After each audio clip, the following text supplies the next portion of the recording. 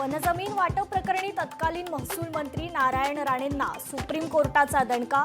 वनविभागाची जमीन बिल्डरला देण्याचा निर्णय रद्द। पुण्यातील ती जमीन पुन्हा वनविभागाला देण्याचे आदेश।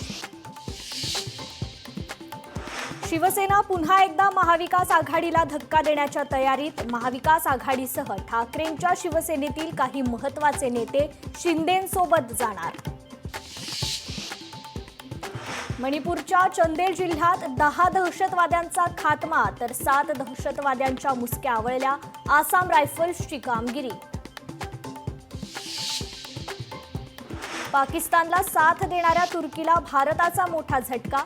भारतातील प्रमुख विमानतळांवर हँडलिंग सेवा देणाऱ्या तुर्कीच्या कंपनीचे लायसन्स भारताकडून रद्द।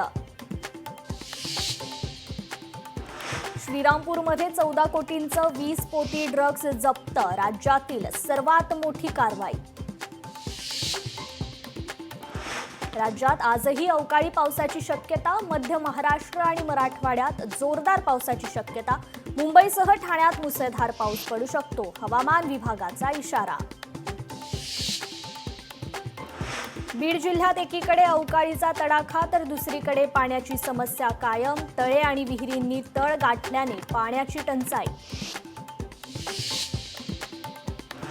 संभाजीनगरमध्ये ठाकरेंच्या शिवसेनेच्या पाण्यासाठी आंदोलनाचा आज समारोप। हल्लाबोल मोर्चात आदित्य ठाकरे सहभागी होणार।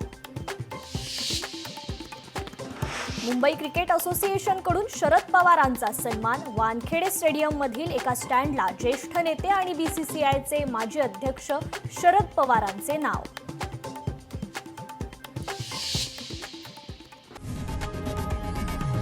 लोकशाही मराठी ऐका, पहा, जागरूक रहा।